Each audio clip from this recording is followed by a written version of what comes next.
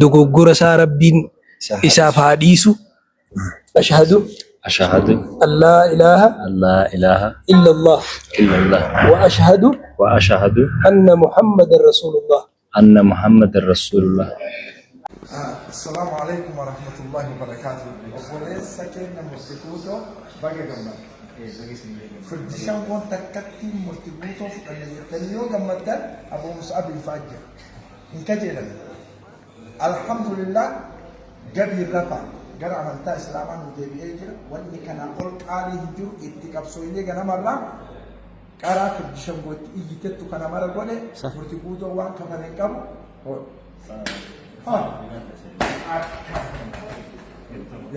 بسم الله الرحمن الرحيم. الحمد لله رب العالمين والصلاة والسلام على أشرف المرسلين وعلى آله وصحبه أجمعين وبعد. وبلين كينيا ورين سجلين تينيا تنبرة جيسة أكما نتجمع نخنتي بغنو جمدن جمدشون تينيا تون بكما جرتني تسناك قبضنا ميو قتك سندنو الحمد لله رب العالمين. وبليس خينيا مرتكوتو شهادة قبته جرا إسلام ما خيس الدبي جرا دوغورا ساربين إساف حديث أشهد أن لا إله إلا الله إلا الله وأشهد أن محمد رسول الله. أن محمد رسول الله.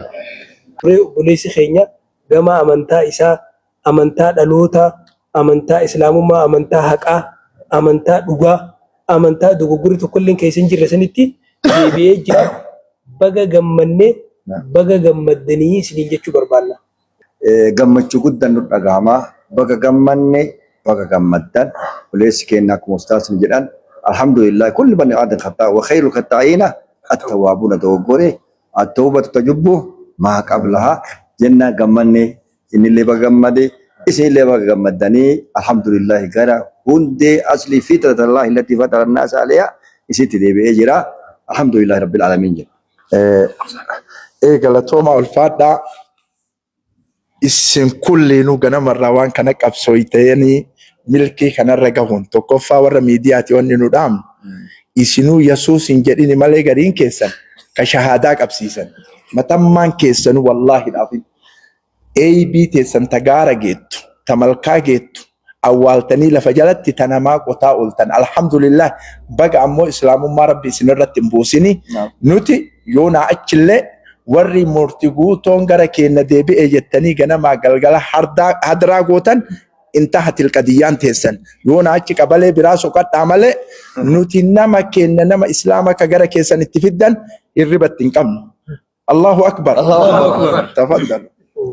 Alhamdulillah baga rabbiin daandii jalqabatti rabbiin nagaan si deebise alhamdulillah baga gammaddee baga gammanne maaliifi wanti tokko tokko namatti mul'ata namatti fakkeeffama indo gongora namni erga gongore duruma qalbiin keessaan baane miira namaattu ilaalcha namaattu yaada namaattu adeemsa namaattu kararraa namakse malee ani keessaan baane jedheeyyuu ammaa bakka kiyya jalqabaatti shaadaa jedhee deebi'ee jedhe alhamdulillah baga rabbiin si deebise alhamdulillah rabbiif galanni haa ga'u. Amma kana wajjin wal qabatee dhaamsi gabaabaan warra miidiyaatiif dhaamuu barbaannu. Kaduraa nabiin keenya alayhi salaatu wassalaam hadiisa keessatti kije yassiruu walaa tu'assiruu bashiruu walaa tunaffiruu islaamummaa walirra laaffisa walirratti hin jabeessinaa walin baqachiisinaa wal gammachiisaa je namni har'a wanni wal baqachiisuun arraataa wal baqachiisa gochaa wal baqachiisa jechaa wal baqachiisa akkaataanillee wal baqachiisa gaafii nama gaafatuu fi deebii deebisu keessatti illee arraa keessaa'u miidiyaan humna guddoo ta'ee jira waa hundaafuu jechaafis humna guddaa gochaafis humna guddaa akkaataafillee humna guddaa. Kanaaf wanni isiniin jennu ulamaa'inis du'aatininis warri amantaa islaamaatiif xabaqaa taatan hundi jecha keessan eeggadhaa arrabni lafeen qabu malee lafee nama cabsaa gocha keessan eeggadhaa akkaataatti dubbattan namni waan dubbatu akkaataatti dubbatu yeroo dubbatu maaliif akka dubbatu waa hundaa adda baafatee dubbachuu qaba. Arraanni kun nabiin alayhi salaatu wassalaam bakka fagoo nama geessaa jedhan baharraa dhihan nama mucaachisa dhiharraa baan nama mucaachisa. Kanaaf islaamummaarraa dogoggoranii bahuun obboleessa keenya qofa irratti hin baane isa duraas seenaa keessa seenaa dubbisaa laalaa hedduu dabre. Fakkeenyaaf Abdullah bin Abi Sarhi namni jaaniin gaafa Makkarraa Madiina godaanan cinquma Madiinaa keessa jirtu rakkoolee takka takkarraa amantaa gallakkisee Makka deebi'ee gaafa Nabiin Rabbi alayhi salaatu wassalaam Makka cabsee fatii ogguu dhaqu Usmaan ibn Affaan manguddummaa harma wajjinuu gadi obboleeyyanii manguddummaa harka qabatee fidee islaamummaa deebi'ee islaamummaan isaa tolee boodarra gaafa Usmaan khaliifaa rasuulaa ta'ee biyya bulchu Masri amiira Masrii ture Abdullah ibn Abi Sarhi sun jechuudha.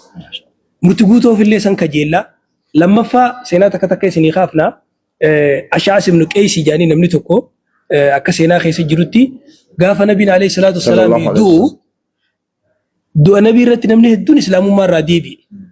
Inninis hireen sun dogoggorri sun isa mudatee waan isa wal fakkaatee wajjin wal qabatee islaamummaa gadhiise. Nabiin akkamitti du'a jee nama hedduu islaamummaa gadhiise. Nabiin akkamitti du'a? Yaani nabi bar rabbii miti ergamaan rabbiiti ilma namaati gaafa inni du'u jechuudha. Booda lola Khalid ibn al-Walid keessatti islaamummaa deebi'ee islaamummaan isaa toltee fathii qabsaawaa islaamaa ta'ee fathiilee islaamaa hedduu keessatti hirmaati. Kanaafuu wanni isiniin jennu arrabu obboleessi keenya murti guutoo islaamummaan arra inni itti deebi'etu waan amma dura dalage hunda rabbiin sababa kanaan dhiiseef. Hadiisa keessa wanni jiru Nabiin Rabbi alayhi salaatu wassalaam islaamummaan waan achiin duraa hunda ni jiisiti jee wanni jiganii hafti. Wanni takka illee keessatti hin jirtu akka guyyaa haati isaa isa deessee deebi'ee jira. Obboleessi keenya Rabbi sabaata haa kennuu fi isinillee sabaata Rabbi isiniif haa kennu. Wanni isiniin jennu warra gammaddanii baga gammaddan warri rifattanilleen akkuma rifattan sanitti islaamummaan tatti deebi'anii malee tarraa deebi'anii miti isiniin jenna galatooma. Assalaamu alaikum warahmatullahi wabarakatuh.